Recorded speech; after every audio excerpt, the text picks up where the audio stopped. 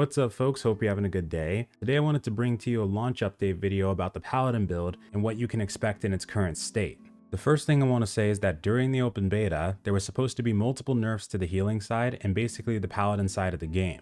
They nerfed the Amber Gem scaling by about 20%, which was supposed to hit DPS Paladins pretty hard. They reduced the overall healing by 20% and put a 20% bonus for healing onto the light armor threshold, so you would be unaffected with that loadout. But with heavy armor, you would have a reduction compared to the closed beta, which is why I said in the last video that it was supposed to be reduced. But I should have worded that better. Now I said these changes were supposed to happen because during the open beta and currently during release, people have been attempting to test these changes and have found that they apparently are still not in effect. Meaning that right now there's no noticeable difference between using light armor loads and heavy. So Paladins are currently almost as powerful as they were back then. There were some other changes to the system since then, and it does feel like early game we aren't as strong as before, but when it comes to the healing output, apparently that still works pretty close to what we remember. However, I did make a video just after the open beta about how these changes should not render the Paladin unviable, and it should still be the case when these changes go into full effect. In its current state though, you should be just fine, although I would recommend going at it a different way if you're having trouble,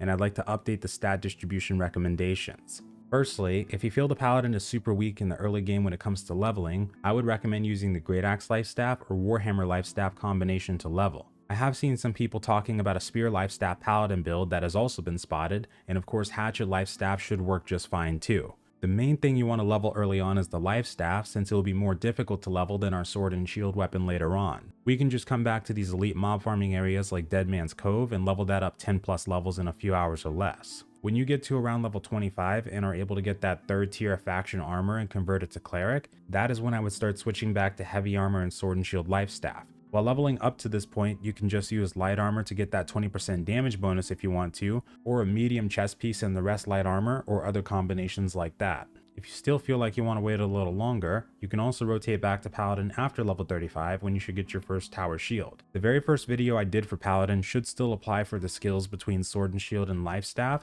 I have seen a few people say that they prefer to take Light's Embrace over Orb of Protection or reverse stab on the sword tree, for example. Both of these are things that you could totally substitute in depending on your preference. However, for me personally, I do find the reverse stab side of the build to be more situational for getting the full benefits of cooldown reduction, like having to wait until you get about 3+ mobs in the same exact spot before using it. But this is something I think might be really good for certain bosses from in-game expeditions, like Scylla from Lazarus, where spamming Defiant Stance over and over might be really useful. In these situations, I would replace Shield Rush with that reverse stab, and for Light's Embrace, like I talked about in the first video, you will notice that if you're utilizing targeted healing, there will be a delay when you are trying to cast spells like Sacred Ground on yourself. If you take Light's Embrace and intend to turn this on, you will probably get more healing output, but in exchange you might be spending too much time trying to aim it if you're on manual targeting, and it might be too risky to use in situations because of the delay in camera snap if you have targeted healing on. So for me, I would still take the previous setup. You can also follow the stat distribution I mentioned in the first video with the slight change. From levels 1 to 20, we'll still be going with all of our points into Constitution. After that, we will want to aim for 60 Focus, and before level 35, we will want at least 120 Con.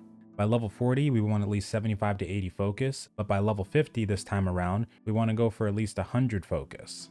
After that, we can literally dump the rest of our points into Con all the way up to 250, and then after that, you can start aiming for that 150 Focus, 250 Constitution threshold, and then eventually with the much higher quality gear, 250 to 300 Constitution, and 200 Focus final setup. Some pieces of equipment that might help you reach these points are firstly the Ill-Gotten Gains jewelry at level 54.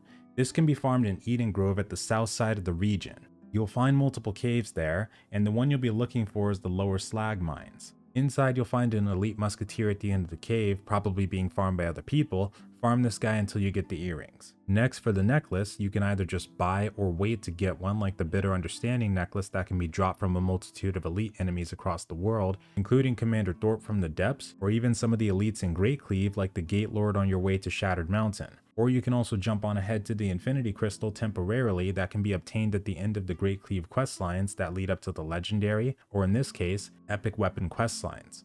Questline starts in Eastburn and ends in Mountain Rise. And that's pretty much all you need to know. Paladin is still working just fine in the current state of the game, and unless they nerf it even harder in the upcoming patches, it should still be fine for a while to come. For your weapons, try to find swords that have full constitution or constitution focus on them, with the first video still applying on the perks and gems you will want, and for the life staff it's the same thing. Don't forget about the life staff I mentioned before that you can find in the Garden of Genesis as well. Should be the one that has the Bless perk on it, which will really help with your healing output, and for armor you'll always want to go for cleric gear either from the faction stuff or drops, and eventually start hunting down nomad gear when you get to endgame. Thanks so much for watching, and farewell.